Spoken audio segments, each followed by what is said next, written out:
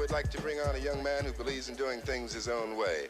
And based on the way he kind of get next to all of the folks who've seen him work, his way has got to be pretty hip. So let's lay some noise. They sit down there for 2000 and to fight beyond. for this so-called democracy. All right. We're back in there. So, again, native of California. Yes, sir. Native of California. Been a Bucks fan for how long, would you say? I'd say 20 years now, man. I think around 2000, 2001, when I was a real little kid, that's when I became a fan. My dad, it's kind of a silly story. It was because I liked the logo, simply enough. There's two things I loved when I was a kid: football and Pirates. It's like they have a ship in their stadium. That was it, man. A couple years later, they won the Super Bowl, and I was hooked. That's all it took, man. That's funny. Pirate ships and football. That's a winning combination for you, and that'll get you. Yeah. That'll lead you straight to the Bucks and only the Bucks. Not the Raiders. Nope. Not the Raiders. Yeah, that's right. That's funny. I did forget about the Raiders on that one for a little bit, but of course the colors and everything, man. Yeah, no, I was way more. I mean, the Bucks had a ship in their stadium. The Raiders didn't have anything like that. So yeah, that's how it started, man. And how have you kept up with the team though? How have you kept up with the team and everything that's been going on? Oh man, I've just tried. When I was a real little kid, up until about '07, I didn't even learn what the internet was till probably '07 when I was like 12. Originally, it was just through newspapers, through books, and I would just read. My dad would he'd buy me Scholastic Buccaneers history books, and I would just read those for hours. Football cards, I collected football cards, and I would just go through them for hours and hours. And then Madden too. We talked a little bit about Madden earlier. That's how I would learn their roster and stuff like that, man. And then in '07, I started learning what the internet was a little more. I was getting a little older, and then I learned what NFL.com was, and it just slowly, that's how I would follow them, and just little by little. Just cool, because that was, funny enough, that's exactly how I ended up having to follow the team as a native not from Florida.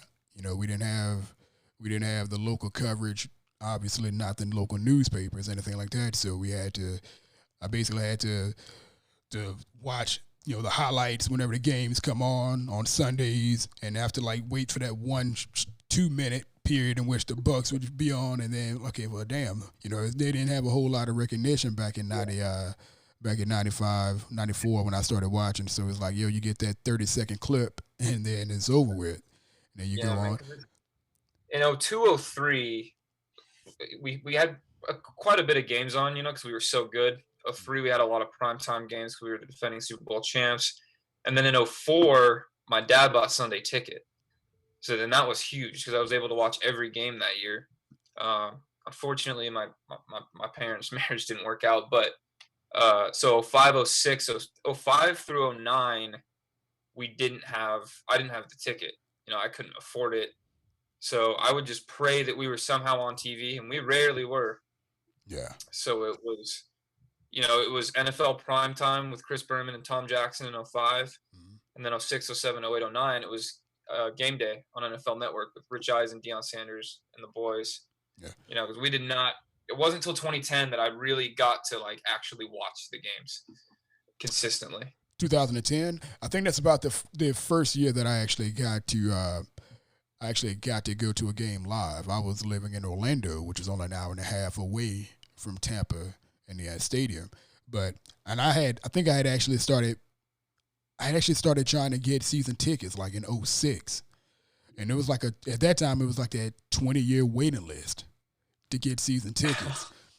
And it was tough. It was tough, man. It was so tough. And I'm going to tell you something that was funny. I swear to you, I think I actually had season tickets, and I was paying for the season tickets without knowing it.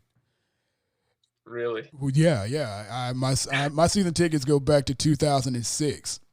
That's the one it shows that I've been a member. It shows that I've been a member since 06. My first game was 2009, I believe. 2009, I went to what was this? I think this was the gosh, I forget what it was, but it was a really bad season. We were having a really bad season, and then like middle of the year, they did like this promo to get like half a year season tickets for like $300 or something like that.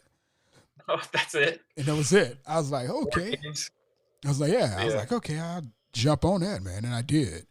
And then I think the following year, I started going to like all the games, and I have gotten 2 seats, and just had my season ticket, and was just going from there, man. It's been that way since.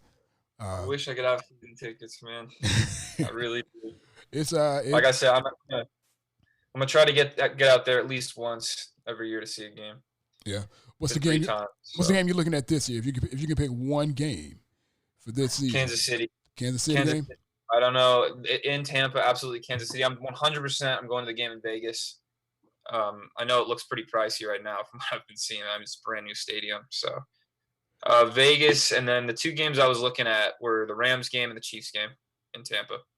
So, and my stepdad and stepbrother are big Vikings fans, so they were also talking about the game on the 14th of December to go see the Minnesota game. But I'll definitely be out there at least once. Yeah. So, got to. Now, what you're known for, what I've known you for, is your work on YouTube and doing highlight videos of the BUCS. Something that not a lot of people do, at least to the extent that you do it. You, during the off season, you basically started making a countdown, like a countdown to the season, and doing all the videos that way. And I don't see a lot of people doing it, especially with the commitment level that it takes to do it the way that you do it. Like every other week or so, you select a player, like 90, 95 days, 93 days to the season, and you kind of just go from there, man. How much work does that take for you to do, and when did you start doing that? Yeah, man, it takes a lot of work. That particular countdown, I actually wasn't able to finish because it was a little too much work. I think sometimes I throw too much work on my plate because this is just a hobby for me. I don't make any money doing this, so. But I started my YouTube channel around 5 years ago, 6 years ago. Just started small with a few highlight videos from like old yearbooks that I would clip together with some music, and then I don't know, little by little it started more. I made a hype video in 2016. Mm-hmm. It got shared by SB Nation's BUCS Nation, and that was my first video I think noticed that got shared around quite a bit. And I just, I loved YouTube. Like I loved watching highlights growing up as a kid. And yeah. I was surprised that there was no highlight videos of Keyshawn Johnson at the time when I first started. There was nothing of that nature. No Mike Allstott, at least when I first got on YouTube. No Derrick Brooks, no, and I recently made a Tanar Jackson video. I saw that one. Yeah.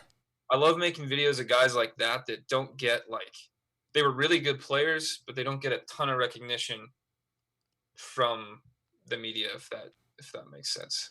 No, that makes sense, and that's the reason why that's another reason I really wanted to applaud you in your work in doing that, because you brought back a lot of players that a lot of people don't even pay attention to. And again, you're a young cat, man. You what, 24? I'm 24, man. A 24-year-old cat, and you go back and you do basically like a deep dive into the history of some of these cats, man. And you cat, and you're up there. You probably know a hell of a lot more than I for some of these older players.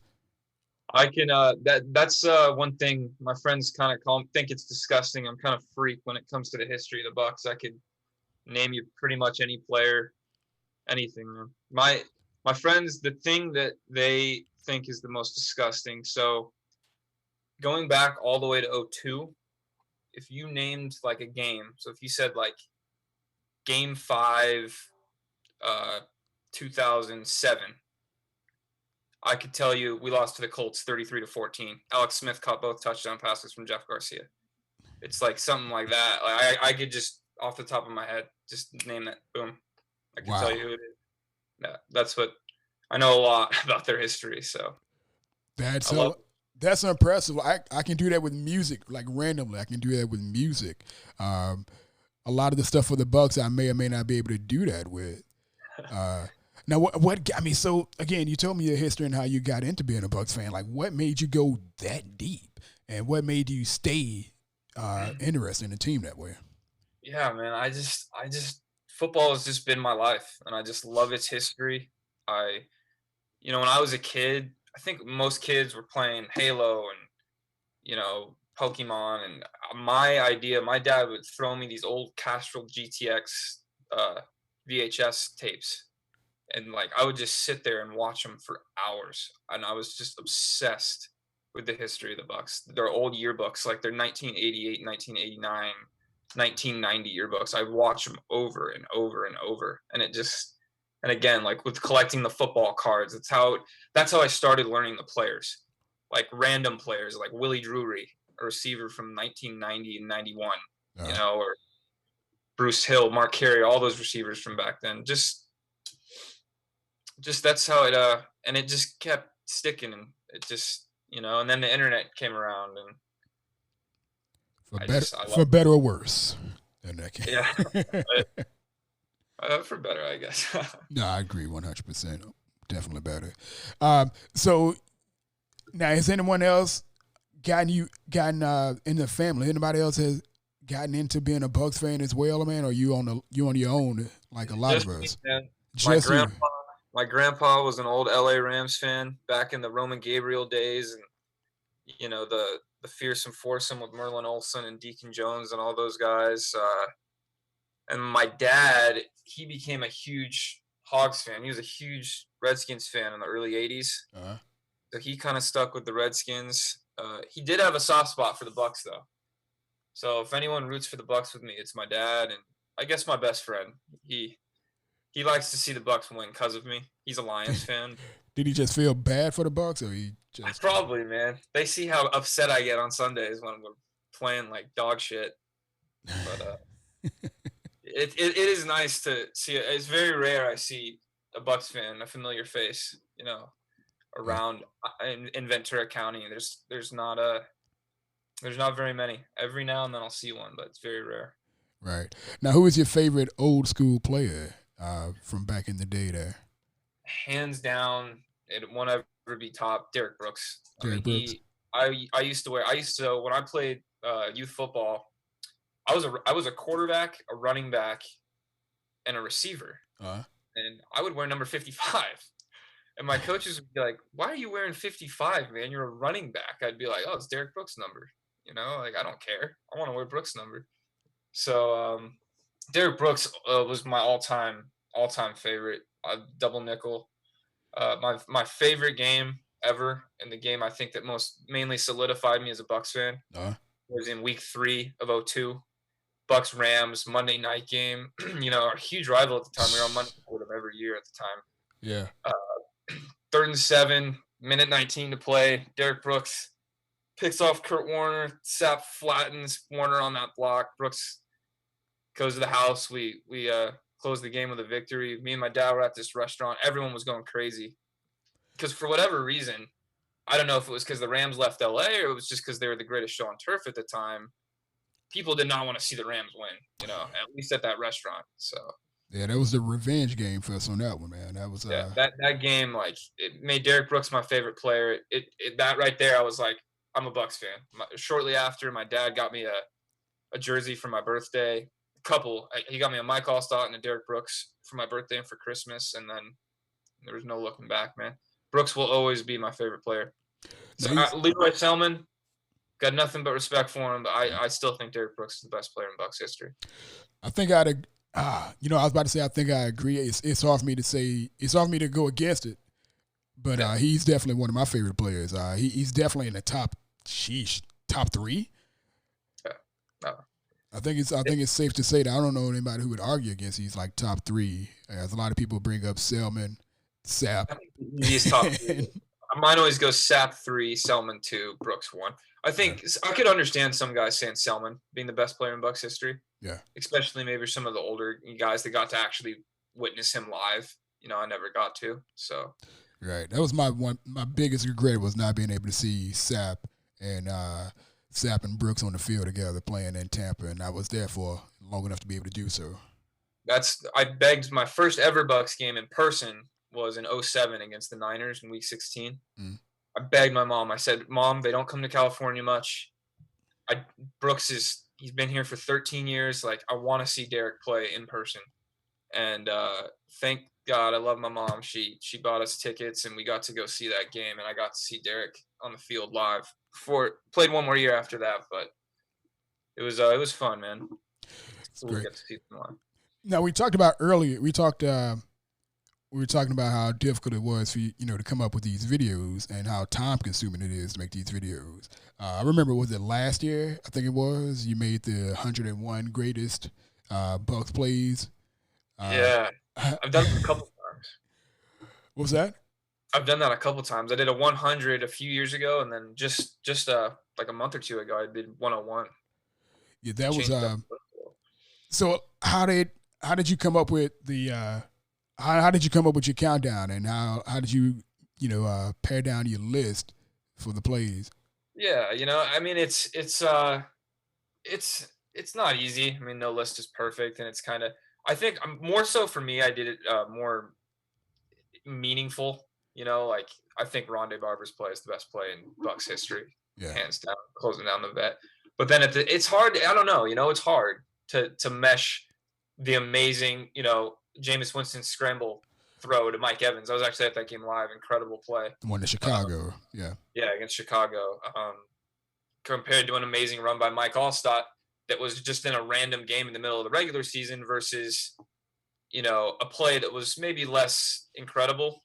Yeah. Like John Lynch picking off a pass that's thrown straight to him against the Redskins in the playoffs. But you got to throw in the fact that it's in the playoffs. This is a huge game. That was a huge turning point in the game. It's that kind of stuff but I mean, nothing's going to be perfect, Right. Some people are going to think some plays are supposed to be higher, but that was my opinion, and I rolled with it. Yeah, it was a great list, man. I remember the conversation that struck up on Reddit. It was a pretty good reaction. There's a lot of conversation. I think that thread went on for probably 2 weeks. Oh, really? Yeah, it was I didn't see it. Yeah, it was. I wonder if I can pull it up. I'm pretty sure I can pull it up at some point. But yeah, it was a heated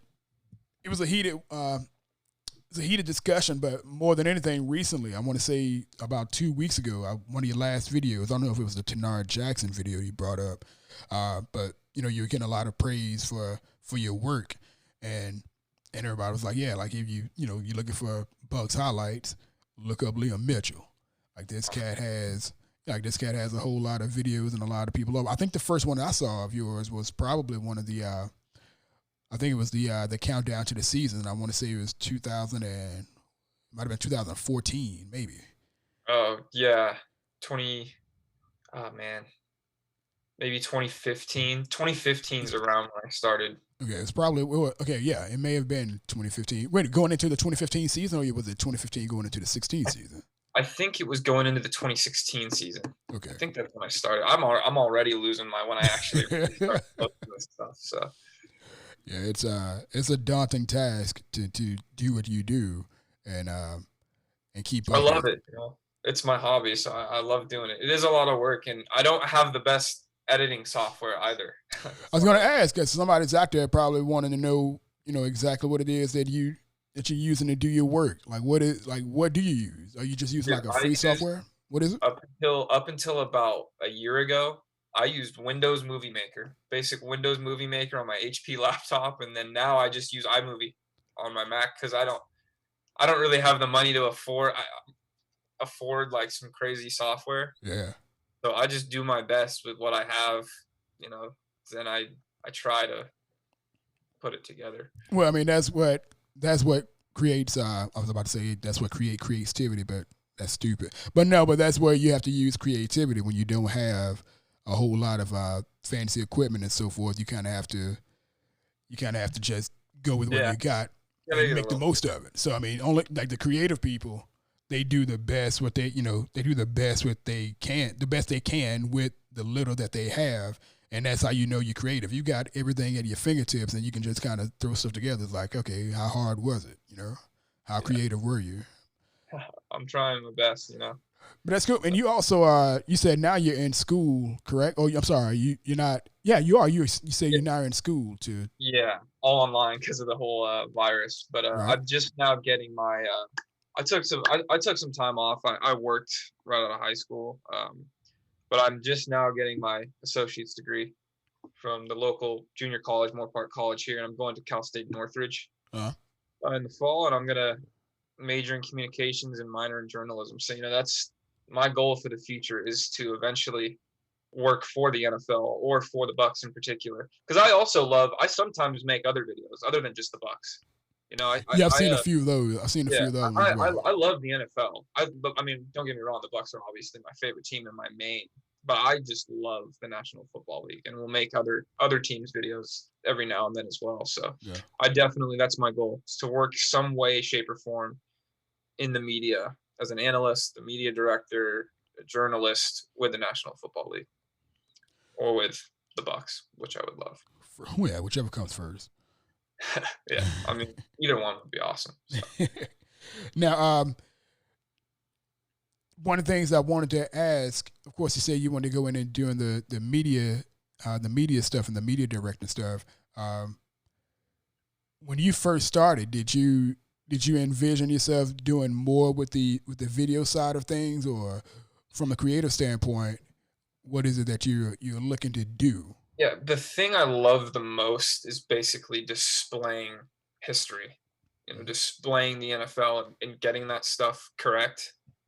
Like I would watch some videos on YouTube, and it's no offense to the other guys that were making them, but sometimes they would say, "Oh, the 100 best runs in the history of the NFL," and then it would go back like 10 years, and I'd be like, "Come on, man. Like that's just lazy. That's just you're misinforming people." And so my main thing is film, displaying the history of the game through film and through the media.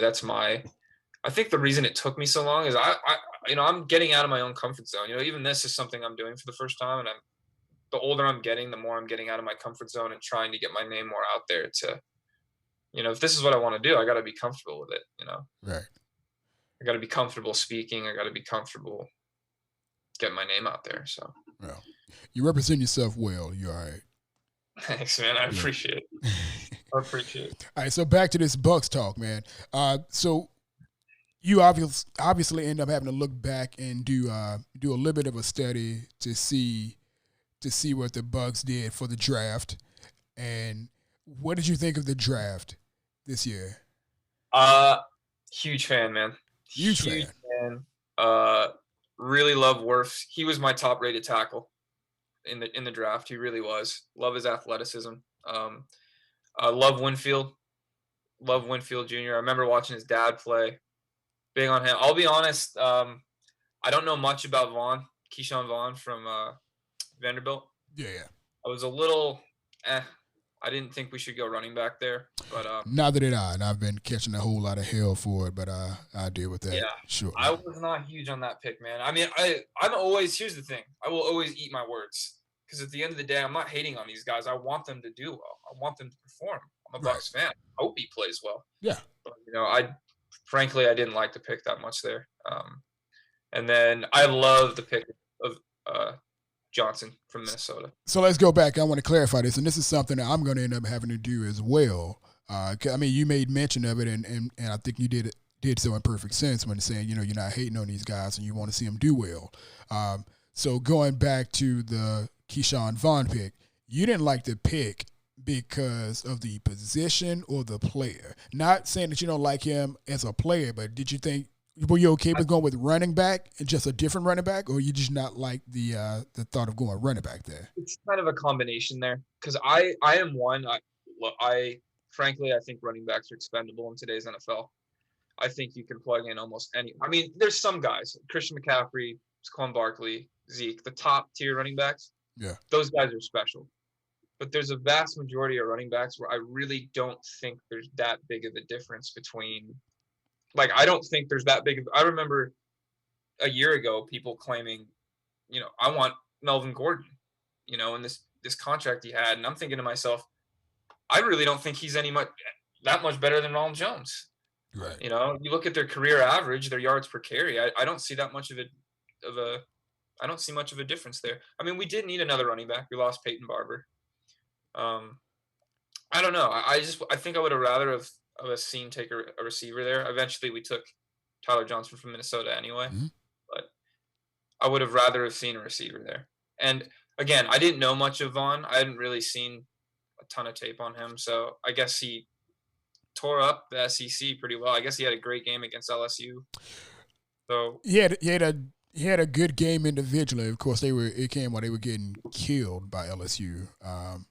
But he had an individual good game. He had transferred from Missouri, I believe. He came from was it Missouri?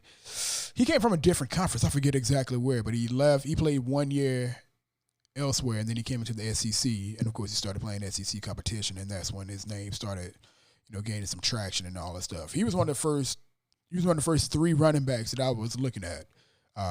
Not in any kind of ranking whatsoever, but just like the guys I first started looking at during the draft back in November, and he was and I didn't have him as one of the top guys for me. Again, I think he can be a hell of a player for the BUCS. Of course, I just would have rather had a different position. And even if we went running back, I thought a few other running backs were as good, if not better, than him at that position. Yeah, the thing I just love that we took Wirfs. We needed a tie. We got to protect Brady, obviously, and I love that we took a safety. Because again, I will eat my words. I'm a pretty big fan of Jordan Whitehead, but from what I saw, I would like to see a lot more from Mike Edwards. I would like to see, Andrew Adams is solid, but I don't think he's really a starting safety in the NFL. So I really think we needed to take. I mean, it's been years since the BUCS have had a seriously talented safety back there. We took Mark Barron in 2012, but I mean, Deshaun Golston busted. Terrible. That was a terrible acquisition especially for the transition the NFL went after acquiring him. Now we'd like to bring no offense to Chris Connie, but I'm surprised. One second. Based on the way he kind of get next to all of the folks who've seen him work, his way has got to be pretty hip. So let's lay some noise. Sorry, that was a miscue on my end. I'm sorry, Chris Conti. Yeah, I said no offense to Chris Connie, but the poor guy got embarrassed by Vance McDonald as his last play as a Buccaneer. He took a lot of heat from BUCS fans. He took too much heat from BUCS fans. I actually thought he was a little bit better than some people claimed. I thought he was way better than a lot of people claimed. That dude had a hell of a season. I think a lot of people didn't like him, and I understand it. A lot of people didn't like him because of his association with Lovie Smith. Lovie Smith was a black mark for a lot of people in Tampa fandom. Lovie Smith took a lot of heat, a lot of it deservedly. He took a lot of deserved heat. Chris Conti was one of those guys who I felt like was a byproduct of that heat from Lovie Smith. Chris Conti was making a lot of game-changing plays, including forced turnovers and forced turnovers and interceptions. And he that huge pick in Kansas City in 2016. Yeah, took it back like 50 yards the other way. Pick 6 against the Bears. Right. The week before. He made some good plays, and I'll tell you what, man, he wasn't as bad as Savvy Piscatelli. I remember Savvy Piscatelli. Those were the dark days for me as a BUCS fan. I was like, I was so lost. I'm like, what are we doing? There was a game against the Ravens. Todd Heap just ran a seam route in 2010. It's a seam route right up and Savvy is clear. If I went back and looked at the tape, they had to be in cover 2. Savvy just sprinting up to the line of scrimmage, and I'm like, dude, where are you running? He just runs up the seam. The guy is wide open, and I'm just like, oh. Funnily enough, Savvy got cut after that game. So, hey, well, Raheem had enough. He went on to the Florida FCW, I believe it was the Florida Wrestling. He has wrestling names like Tino or Tino something. It's something close. It's like an Italian last name. I forget exactly what it was, but yeah, he's something. But yeah, those are my dark days as a BUCS fan, man. I was like, 2011, and in my opinion, since I've been a fan, some people will say 2014. The 2 worst games I've ever seen was the game in Atlanta and the Ravens game in 2014. The blowout. Oh yeah, Oh god, I was there for the Ravens game, and it was. Oh really? Wow. It was man. It was bad. But the worst team I think I've ever seen was 2011. That team, I had so much expectations for them. I Yeah. thought, all right, we've got our big three. We've got Freeman, we've got Blunt, we've got Mike Williams. We had just come off that 10-6 season. I thought, man, that 10-game losing streak was the ugliest Bucks football. I mean, they were so bad, man. I'm gonna Those tell you. last 5 games, I was just praying we wouldn't get blown out. I'll tell you what, man. That 2011 season was one of those things where I feel like I'm getting that feeling now, where the team thought that they had everything sweet, everything looked good, felt good coming off the previous season, and then got a little bit cute, a little bit too cute, and started changing everything that was working. Got complacent in some areas, and then just got complacent. They got complacent, and it just stuck. When it comes to the offense, I remember distinctly. What's wrong with my grammar today? I remember distinctly the fact that they took the ball out of LeGarrette Blount's hand and gave it more so to Josh Freeman, trying to force the narrative that we got a franchise quarterback. That was the number one thing that stood out to me. Now, what was it in the first game? They only gave LeGarrette Blount like 3-4 carries or something like that. Yeah, against Detroit, I think they barely handed him the ball. Yeah, and it was, and again, it was, and that was something that kind of stuck with me with this whole organization going up into the last couple of seasons with Jameis Winston. I'm like, I've seen this before. We're trying to force this hand. We're trying to force this quarterback thing. Like you got to recognize the limitations and not let that be the case. And I was hoping that the GM could have seen it, but that wasn't the case then. And somehow that makes starting to make you start and thinking it's the owner's got something to do with it as well. Yeah. Which I would hate to. I don't like to entertain that, but I'm like, man, there's got to be something there. Wants to sling the ball. That's about it. Yeah, doesn't want to. Knowing the BUCS, that's how we played offense when we were good, man. Play good defense and run the football. Work done. Mike Allstott. Yeah. On the rock. Yeah, man. That's another thing. I'm just so distraught that I didn't get to see those two play in the Tampa backfield, man. I'm like, yeah, man. I basically, because by the time I was really watching them in like 02, 03, Allstott was coming towards the end of his career. Dunn was gone by then, so yeah. I was a huge Cadillac fan, man. I got his jersey. I got the fat head of him when I was a kid. I loved Cadillac. Awesome rookie year. Yeah, Cadillac was one of my favorite players. During his rookie years when I started paying attention to him. Then I knew just a little bit about him, being that he was an SEC player coming out of Auburn, and I was in SEC country, being in Mississippi, and catching those games and everything like that. Good dude, man. Good player, and turned out to be a really good dude. Just hate to see those injuries. Just traumatic. Almost like the opposite of what's going on now. Gruden almost ran him into the ground. He running him 35 times a game. Yeah. They're kind of.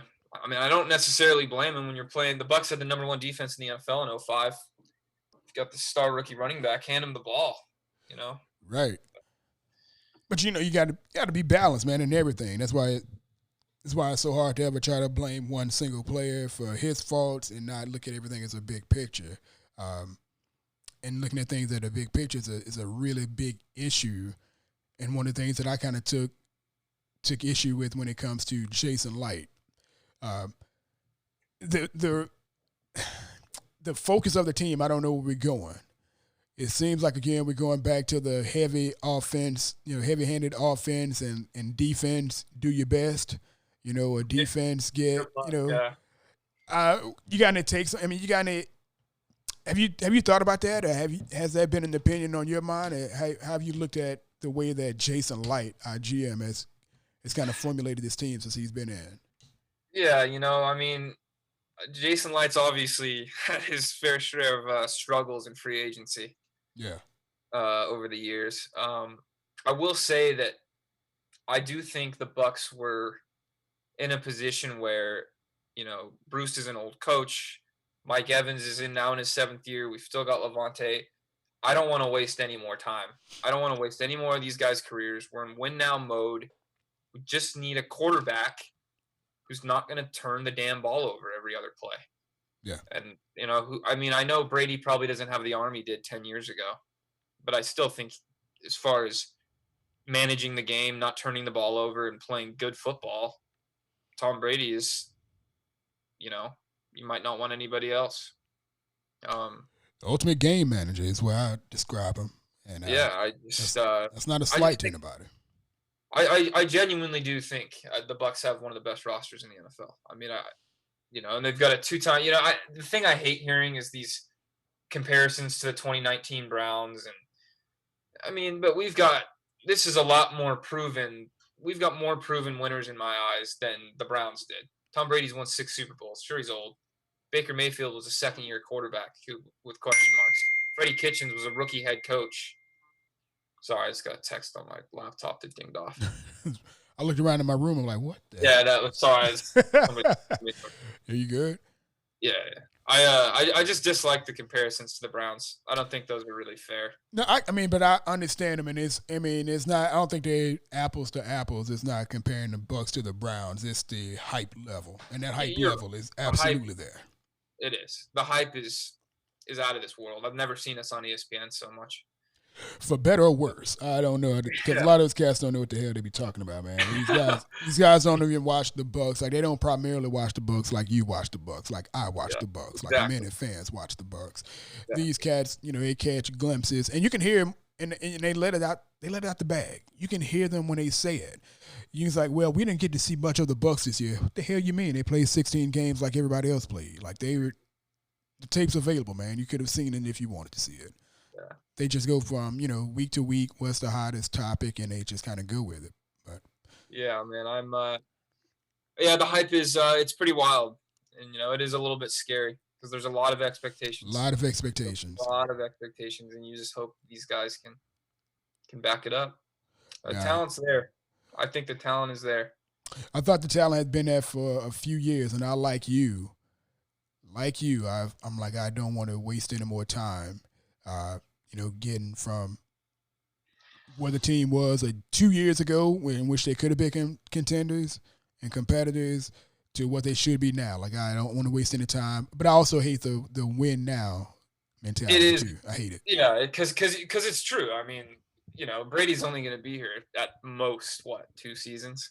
Yeah, that's his contract, 45 and done. Yeah. And then Gronk, he's not going to play any longer than Brady would. So that's why I like that we kept OJ. Yeah, and he's only on a 1-year contract, Gronkowski. So it's an expensive contract for 1 year, and it's gonna be tough. It's gonna be tough, but again, it can happen because you look back last season, you're 7 and 9, giving the ball away 30 plus times off of one individual. I forget how many turnovers we had. I think it was 42, maybe. Something, ridiculous. Some ridiculous, yeah. And we've been at the very bottom of the turnover differential, as well as turnovers in general for the past 3-4 seasons. Yeah. Either 20. Jameis turned the ball over a ton. Josh McCown wasn't any better, and we all know how many picks Freeman would throw. Right. So, I thought he was very much like Jameis Winston to a degree. Those guys had really slow starts, and then that fourth quarter, here they come. I'm like, well, shit. Yeah, throughout the season, they'll go through games where you're like, why can't you just play like this every week? And then 2 weeks later, they're 0 touchdowns, 8 picks. Right. It's they both had a notorious reputations for playing 2 or 3 good games in a row, and then after that third game, just bottom out. Because I thought I thought the Bucs have had talent a lot. Even the Schiano teams. I thought the Greg Schiano teams had a good amount of talent. The quarterback obviously it was terrible. No, when Mike Glennon played, I'm one of the Mike Glennon defenders. Mike Glennon had the worst luck, I think, in one of the worst outside of Josh Rosen, who I absolutely don't even like whatsoever. Like, I can't even stand him. Like those two guys had the worst luck when it comes to placement and being a quarterback. But Never really got a shot. Right. If you look at the roster that Mike Glennon had in his first, when he came in without having any first team reps because Josh Freeman was the guy, you had not Mike Evans, I apologize. You had Vincent Jackson, you had Mike Williams, and then everybody else was a question mark. On that roster, I honestly, goodness, believe there was only three players on the skilled players that actually started another game in the NFL, and then most of those other guys didn't even play another season in the NFL. Yeah. 2013, we had so outside of the receivers you mentioned, Doug Martin got hurt. That year. I think he tore his labrum or something. Bobby Rainey came in. We had Bobby Rainey, Tim Wright, Tyquan Underwood. He was the number two. He was the number 2 wide receiver for most of Glennon's. Williams got hurt too. Yeah, Williams played 2 games with him, and that was it. Yeah, and then exactly 2 games, and then it was Underwood. I think we had receivers like Sky Dawson. You had completely unnamed.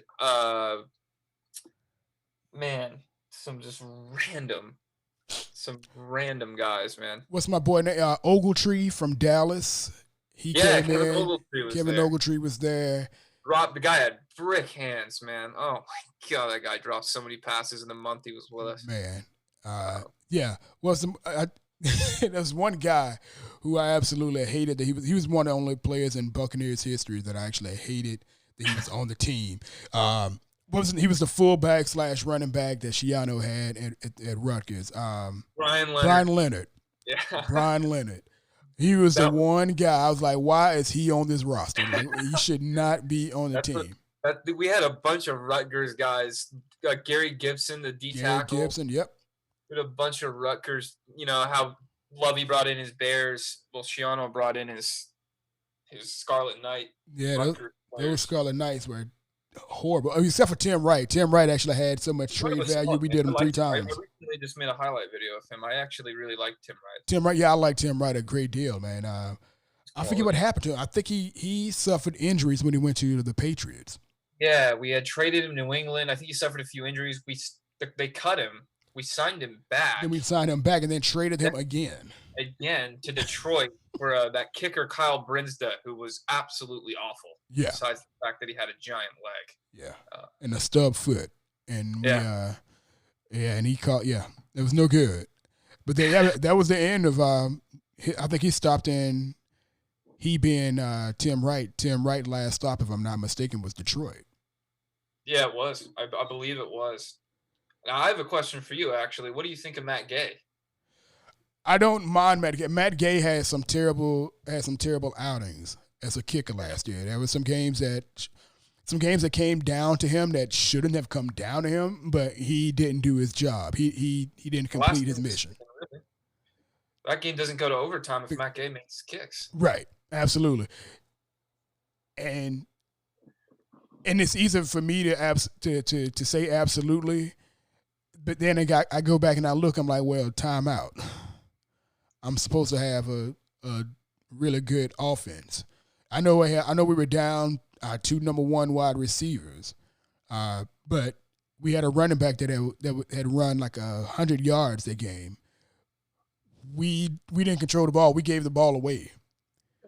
I'm like, we don't give the ball away, and it didn't even matter if he missed those kicks. Even though even if we had won, we'd still be talking about, well, he should have missed. He should have made his kicks, and he should have.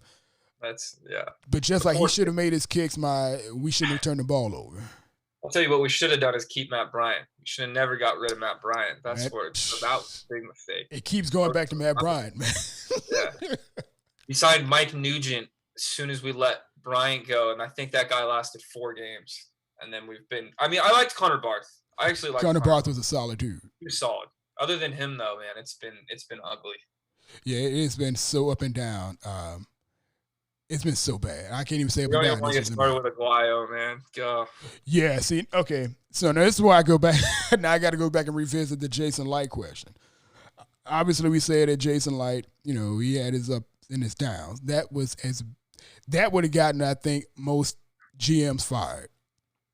Oh, that was it would. That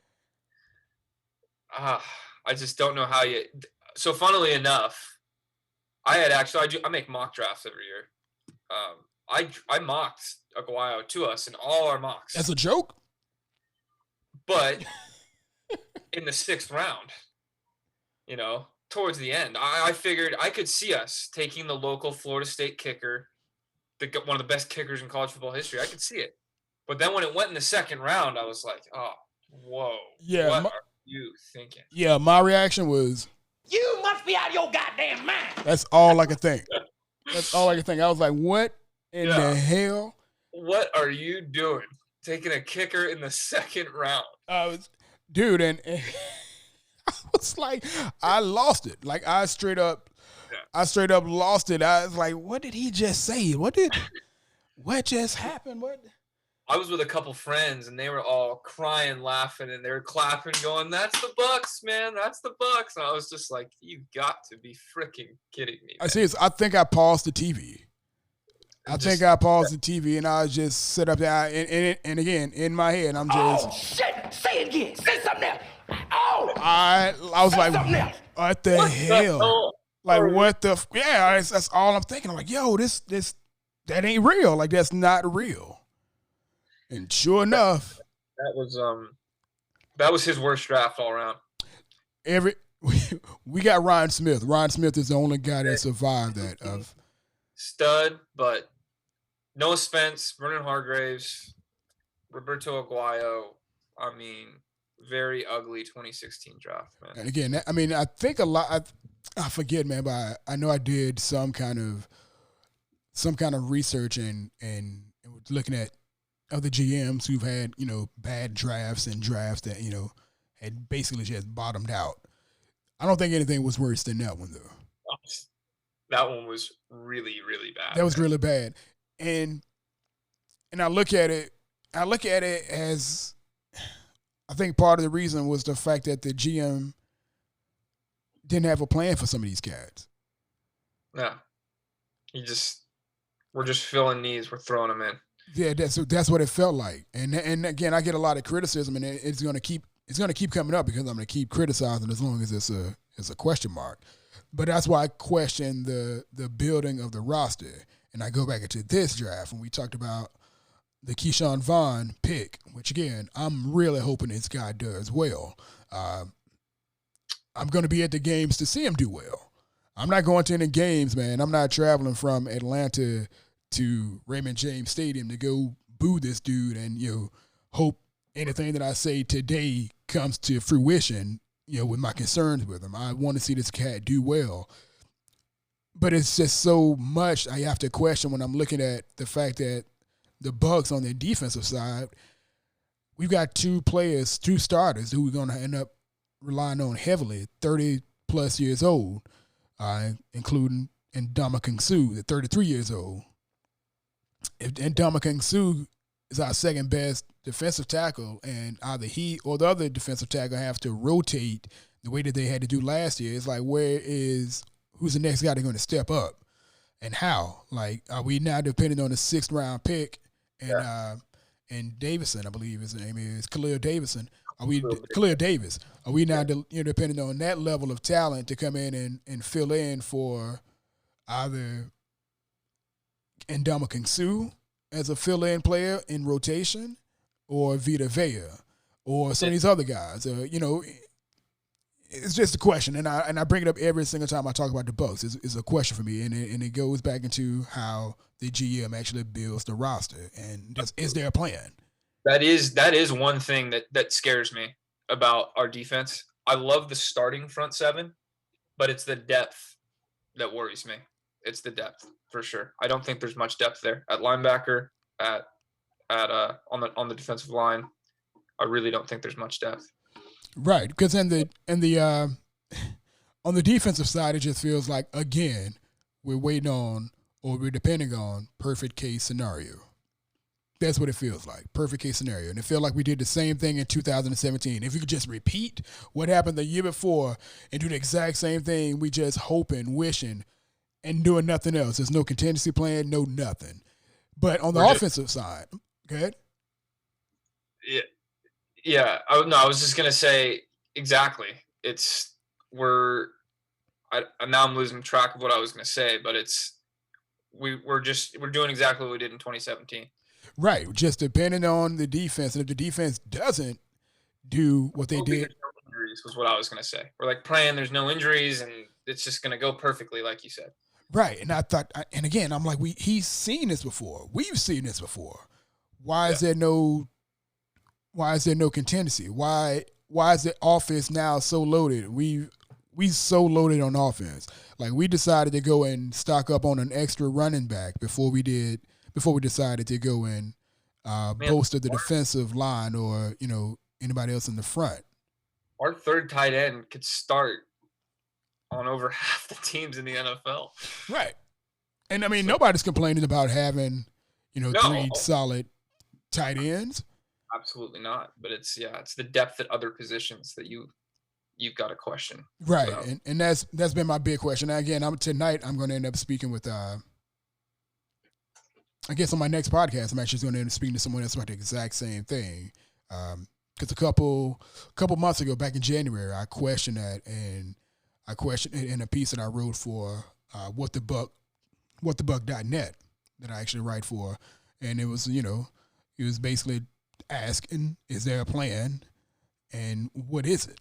Like, I went back and broke down like all of the drafts that the previous GMs and head coaches had done, and kind of looked at how many players did they select in the first through the such rounds, and showed how it built the team, and you can clearly see like their vision for the team and what they were aiming for. Jason Light, it's like just kind of making selections to. Yeah, I think we've spent more. I think we spent more on running backs in the first 3 rounds over the time that he's been here than you have defensive linemen. It's true. We've hardly taken any D linemen, I think, since he's at least in the first few rounds, man. The first 3 rounds, all you have is Noah Spence, Vita Vea, and that's it, if I'm not mistaken. Yeah, first 3, and then the later rounds we took Stevie T. Stevie T, fifth. No, he was the 5th round, 6th round. 6th round, I think. 6th round. There hasn't been a whole lot. No. And it starts up. I mean, at the end of the day, it starts up front, man. Yeah, nothing else makes sense if you guys up front. You got to get pressure. Yeah, that's how it works. It's what made the 0-2 Bucks so successful. Those Dungy defenses, you rush 4. Yeah, I mean, and I get it. This is a different system. This is a different such. The concept is still the same. You still got to start your defense, no matter what defense you're running. You still have to be able to. Todd Bowles loves his blitzes, and there's nothing wrong with that. But it still starts up front, man. Absolutely. Gosh, man, those blitzes. What the hell? Now I'm having bad flashbacks of the one game where he just would not stop blitzing. Like we weren't even getting there, but he just kept blitzing and kept. What the hell? Man, as a fan, when I'm sitting on my couch. And I'm just like, we're sending these blitzes, but we can't get there. These teams are picking them up. Right. I'm trying to think, what the hell game was that, man? It was a bad game. It was one of the worst games that I saw the defense play, and I can't think of what game it was now. But he just. It might have been the game in New Orleans, or maybe it was the Giants game. The games that I look at when our defense was kind of getting shredded through the air was the Giants game. We did win in LA, but yeah. I think Jared Goff threw for nearly 500 yards. I mean, it was just we took the ball away, I think, 4 times in that game against the Rams. Yeah, it was weird. I was actually at that game. We took the ball away 4 times, which is damn good. But at the end of the day, we still gave up 33 points, not taking out Jameis's pick 6 thrown to Marcus Peters. Yeah. That game got shredded. Yeah, we did. Something I see about those games, though, man, and we can actually reference the former starting quarterback in games like that. Like that game was technically a blowout for a large portion of the game. So Yeah, so when you have games like that, it's easy for the quarterback to accumulate a bunch of yards and it kind of look like they were just getting killed. I've seen that over the last 5 years with our quarterback that I know better. And then I go back and look at what was I about to say?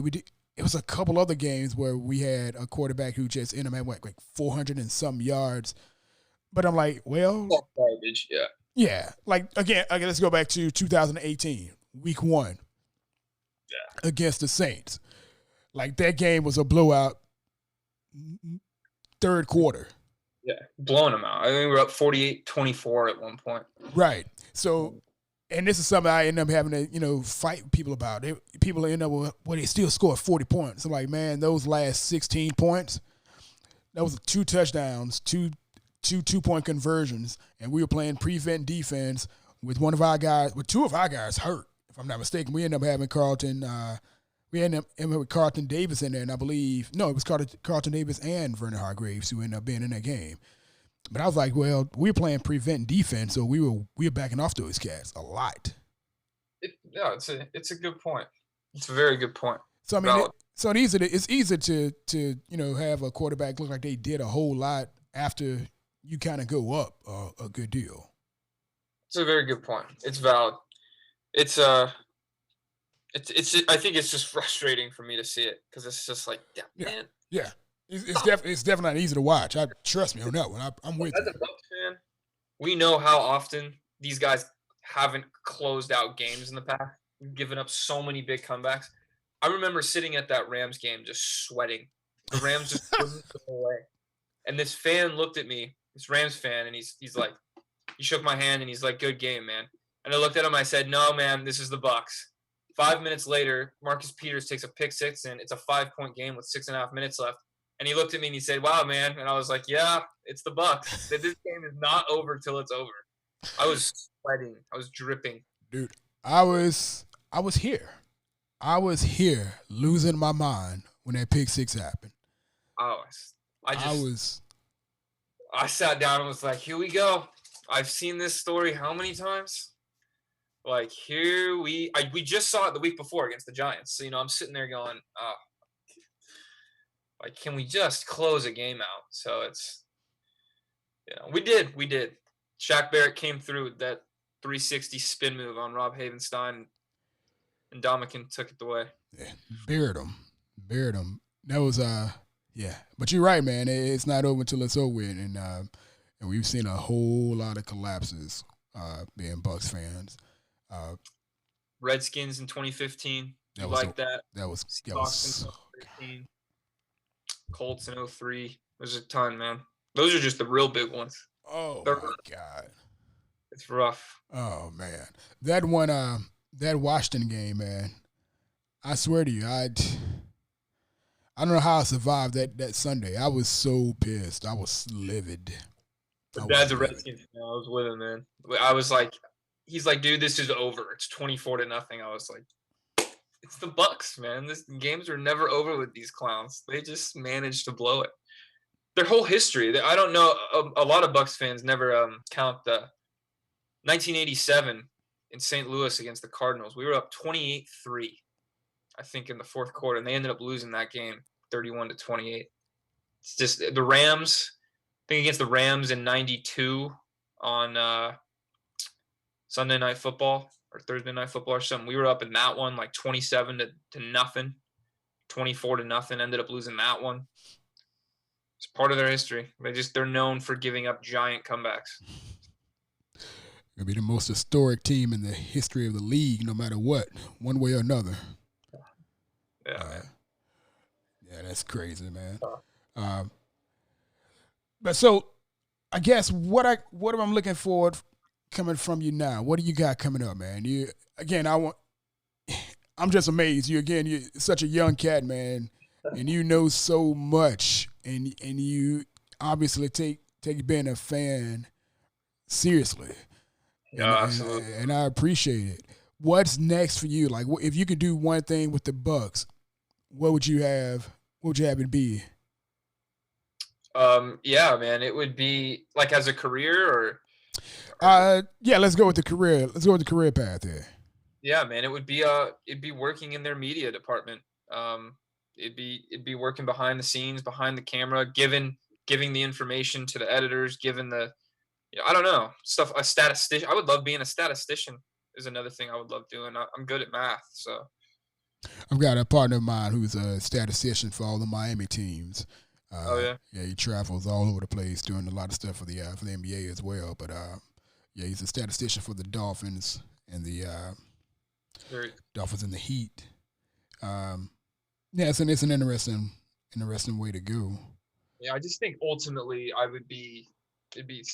I'm still young, I can still do this. I think I'd be happiest working with the NFL. Um, Just that would be make it a career. Be more than just a fan. yeah, Do this for a living. Should give your knowledge to people. You know so much about it. So yeah, doing any teaching. I mean, that's what you. yeah. I wish there was like an NFL history class in high school. I'd be a high school teacher to do that for sure. That's awesome. So for now, it's just the videos. I'm just gonna keep pumping out the YouTube videos and work on getting my degree. And I might obviously I'm gonna keep doing the highlight videos, but might try and do more game reviews. And again, it's just more getting out of my comfort zone. This is doing something like this, getting on podcasts and just getting out of my comfort zone, being okay in front of a camera. And I was thinking about doing that a couple years ago, but I just felt so awkward in front of the camera. Not being in front of the camera. Yeah. Listen, it's not I'm also in the same boat, man. I'm always doing stuff in front of the camera. I'm a first assistant director when it comes to film and television stuff. So I don't I'm always the guy who's telling other people what to do in front of a camera rather than being on camera. So awesome. So you've worked in film yourself? Yeah. Awesome. TV production and broadcast student from long ago, and I just do a lot of commercials. I've actually shot 2 promos for the BUCS. Oh. I worked on them. I didn't shoot. They were in my own projects, but I worked on them as an assistant director. And yeah, I mean it's a fun little thing to get into, man. It's a really rewarding job to do. Just it's I want to say I almost lied and said it's super strenuous. It's not. It can be that way, but that's just work in general, man. Anything that you do and you try to get good at it, or you try to have a good time with it, it can be strenuous. But it's a learning experience. Every day you go in, it's a learning experience, and you just go with it, man. I'm so excited to get into school and get on my way to getting into a career. Now at 24, I'm ready. Tired of working in a restaurant. Working hourly, tips, depending on tips and stuff. It's tough. So that's funny. Again, you're 24 and you got your thing together and you trying to get better. That's awesome. And you're a Bucks fan. It's like, holy shit, man. Yeah, man. I'm definitely gonna try to get out to Tampa. I want to live there one day without question. I've told my friends and family, one of these days I want to live in Tampa. I want to live right near the water. I love the beach. And I love the city of Tampa, man. I've done some touring around there when I visited, and it's a really nice city. No, it is. Much better than when I first got into Central Florida. I didn't like Tampa that much. It reminded me of St. Louis. It reminded me of St. Louis, but with beaches. What was that? I've heard some bad things about St. Louis. I've never been to St. Louis, but I've heard some bad things about it. I don't want to talk bad about St. Louis. By the way, I love St. Louis. East St. Louis is where a lot of my family is from, and St. Louis as well. I absolutely love it, but it just was not an appealing place to be for a lot of the time I was there. But Tampa is absolutely a gorgeous city, man, and I absolutely love Tampa. If I moved back to Florida, if and when I do move back to Florida, Tampa is going to be one of the places I look to move to. It's a beautiful city, a lot of beaches, a lot of things to do, and of course my favorite team is that. One of my other hobbies is paddleboarding, sailing. I know I do those kind of things, so I feel like those are things that are pretty common out in Tampa. Do they sail a lot in Tampa? Is there a lot of sailing going on out there? Yeah, there's a lot going on out there, man. It's I can't say how big the community is, but there's, with all the beaches and all the surrounding areas like Tarpon Springs and all that stuff, and there's a lot of boats that come in and out, and a lot of people I know who personally do own boats, and they sail, as much as they can. So. Yeah, I love Florida. I would love to live there one day, man. God willing, maybe you will when you work for the BUCS. Hopefully. As their media director. Well, man, I know you got some things to do. I want to thank you for your time, man. Again, thank you for having me on. Oh, man, trust me, you'll be getting contacted by me a few more times sooner than later. Trust me. I appreciate your fandom.